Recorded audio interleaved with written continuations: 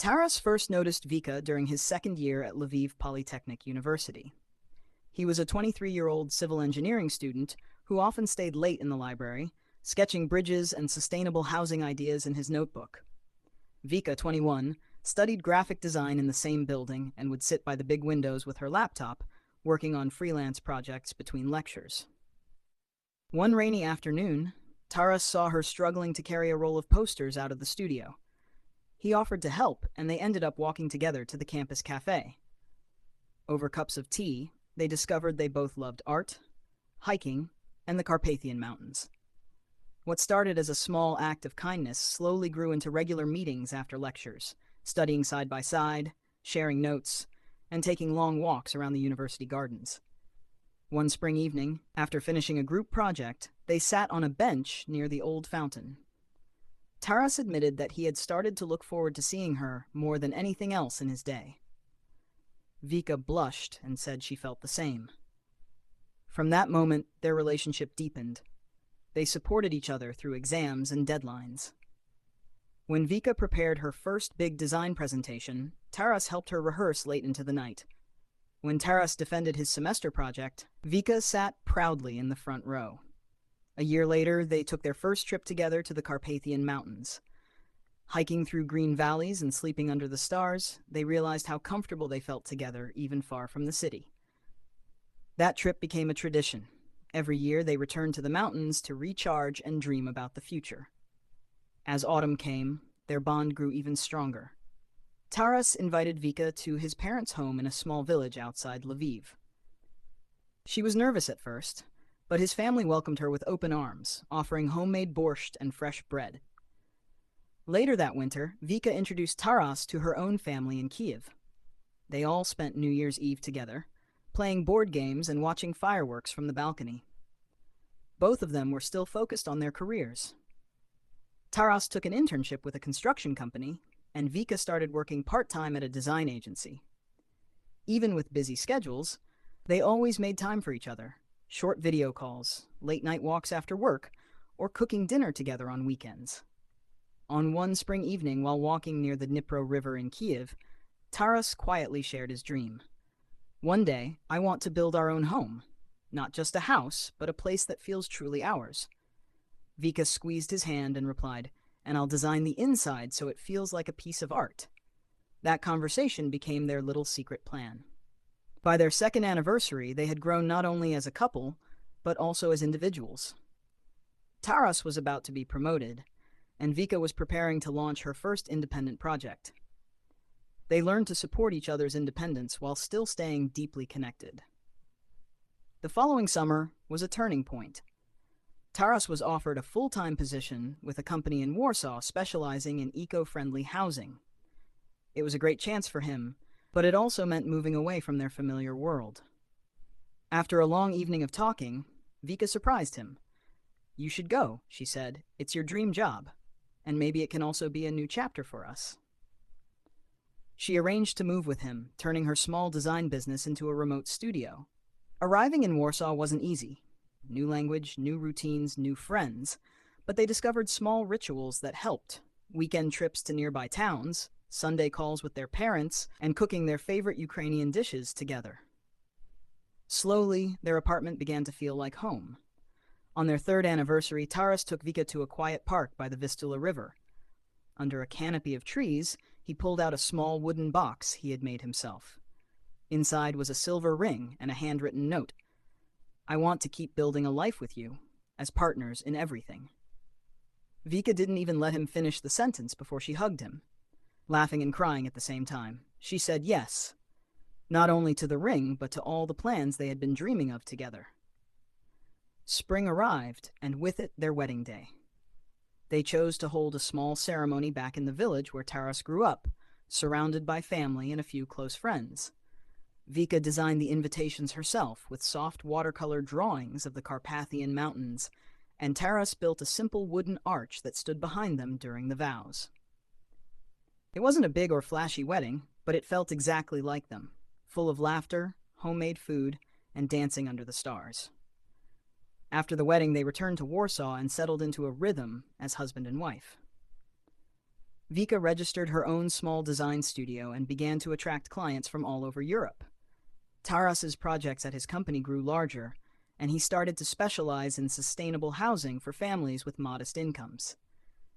Even with busy schedules, they still kept their old rituals: Sunday calls to family, coffee together before work, and a trip to the mountains every summer. One evening, sitting on their balcony watching the city lights, Vika showed Taras a notebook full of sketches. "What if we finally start our own studio together?" she asked. He looked at her drawings, ideas for homes, community spaces, and interiors, and realized they'd both been dreaming the same dream all along. That year, they began planning their joint venture, a small studio combining his architectural skills with her design talent. They named it Atelier T&V. A couple of years later, their lives took another gentle turn. On a quiet autumn morning, Vika told Taras she was pregnant. They sat at the kitchen table holding hands, smiling nervously, but feeling ready. The news brought both families even closer, and the following spring, their daughter, Sophia, was born. Their apartment filled with baby clothes, tiny shoes, and new routines, but they continued to support one another. Taras would rock Sophia to sleep while Vika sent off design files. Vika would bring Sophia to visit Taras's work sites on sunny afternoons. Their dream of building a home together became even more real. Now they were sketching plans for a house that would hold not just their work, but their growing family. By the time Sophia turned 3, life in Warsaw had settled into a steady rhythm. They still lived in their small but bright apartment near the park, but every weekend they worked on plans for their own house. Sometimes little Sophia would sit between them with her crayons, helping with the designs. When the time finally came, they bought a small plot of land on the outskirts of Lviv, close to the woods. Taras began to travel there on weekends to supervise the construction, often bringing Sophia along.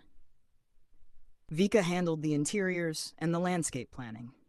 Bit by bit, their dream house took shape, a place with big windows for light, a studio space for both of them, and a garden where Sophia could play.